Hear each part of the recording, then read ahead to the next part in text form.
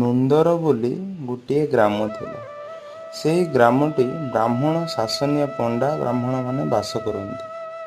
ସେହି ଗ୍ରାମର 4 ଜଣ ଅତି ସାଙ୍ଗ ଥିଲେ।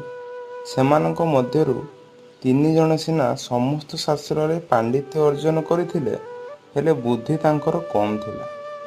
ଏମିତି ଦିନେ 4 ସାଙ୍ଗଯାକ ବିଚାର କଲେ ଯେ ଆମେ ଆଉ ଏ ଗ୍ରାମରେ ରହି କ'ଣ କରିବା?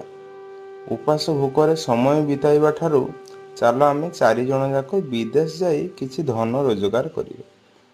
ଏପରି ବିଚାର ବିମର୍ଶ 4 ଜଣଙ୍କ ମଧ୍ୟରେ ହେଲା। ସେମାନେ ସାଥୀ ହୋଇ ବିଦେଶ ବାହାରିଲେ।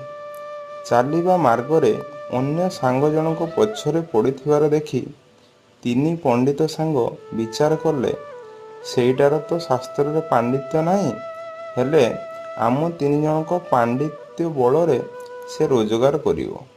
ହେଲେ ଆମେ ଅଯଥାରେ କାହିଁକି ତାକୁ ଧନ ଦେବା? ସେମାନଙ୍କ ମଧ୍ୟରୁ ଜଣେ ଥାଇ କହିଲେ, ଆରେ ସେ ତ ଦୂରର କଥା, ଆଗେ ଆମେ କି ରୋଜଗାର କରୁଛେ ଦେଖ, ତାପରେ ଯାଇ ସିନା ଅନ୍ୟ କଥା। ନଈ ନ ଦେଖୁଣୁ ଲଙ୍ଗଳା ହେବା କଥା ତ ଶାସ୍ତ୍ର ବିରୁଦ୍ଧ ବୋଲି ଜାଣ। ତେବେ ସେ ଯେତେ ହେଲେ ଆମର ସାଙ୍ଗ, ତା ପ୍ରତି ଏପରି ଅନ୍ୟାୟ କରିବା ଅପେକ୍ଷା ତାକୁ ବରଂ ଦୂରେଇ ଦେବା ଉଚିତ। ଆମେ ତ ତାହା କରିନାହାନ୍ତି। ଏହିପରି କଥାବାର୍ତ୍ତା ମଧ୍ୟରେ ସେମାନେ ଅନେକ ମାର୍ଗ ଅତିକ୍ରମ ଆସନ୍ତେ ମାର୍ଗ ମଧ୍ୟରେ ସେମାନେ ଗୋଟିଏ ସିଂହର ଅସ୍ଥିଗୁଡ଼ିକ ଦେଖି ନିଜର ଶାସ୍ତ୍ରର କରାମତି ପ୍ରମାଣ କରିବାକୁ ଯାଇ ହାଡ଼ଗୁଡ଼ିକୁ ଖଞ୍ଜି ଏକାଠି କରିଦେଲେ। ତାପରେ ସେମାନଙ୍କ ମଧ୍ୟରେ ଜଣେ ସାଙ୍ଗ ଥିଲା, ସେହି ଅସ୍ଥିଗୁଡ଼ିକ ଉପରେ ସିଂହର ଛାଲଟିକୁ ପିନ୍ଧାଇ ଦେଲା। ତାଙ୍କ ମଧ୍ୟରେ ଆଉ ଯେଉଁ ସାଙ୍ଗ ଜଣକ ଥିଲା, ସେ କହିଲା, ଦେଖ, ମୁଁ ମୋ ବିଦ୍ୟା ବଳରେ ସେହି ସିଂହକୁ ଜୀବନ ଦାନ ଦେଇଦେବି। ସେମାନଙ୍କ ସହିତ ଥାଇ ଏ ସମସ୍ତ କଥାକୁ ଚତୁର୍ଥ ସାଙ୍ଗଟି ଦେଖୁଥିଲା। ସେ ସଙ୍ଗେ ସଙ୍ଗେ କହିଲା, କିରେ, ତମେମାନେ ପାଗଳ ହୋଇଗଲ ନା କ'ଣ? ଯଦି ସେ ସିଂହଟା ଜୀବନ ପାଇଗଲା, ତାହେଲେ ସେ ପ୍ରଥମେ ଆମକୁ ଖାଇଯିବ। ତୃତୀୟ ସାଙ୍ଗଟି ଅତି ଅହଙ୍କାର ଦେଖାଇ ଚତୁର୍ଥ ସାଙ୍ଗକୁ କହିଲା, ଆରେ ତୁ ତ ଗୋଟାଏ ମୂର୍ଖ।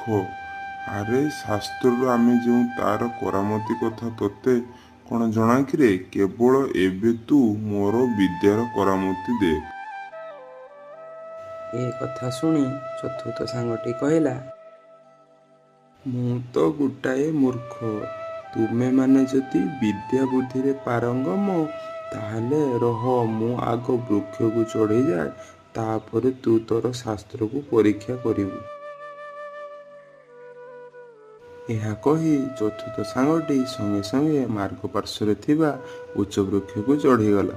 ତହିଁ ସଙ୍ଗେ ସଙ୍ଗେ ସିଂହଟି ଜୀବନ ପାଇ 3 ଜଣ ସାଙ୍ଗକୁ ଖାଇଦେଇ ଜଙ୍ଗଲ ମଧ୍ୟକୁ ପଳାଇଗଲା।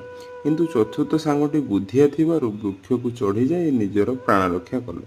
କିନ୍ତୁ ସେ ଘରକୁ ଫେରିବା ସମୟରେ ନିର୍ବୁଦ୍ଧିଆ ସାଙ୍ଗ 3 ଜଣଙ୍କ କଥା ମନେ ପକାଇ ବହୁତ ଦୁଃଖ କଲା ଓ କାନ୍ଦିଲା।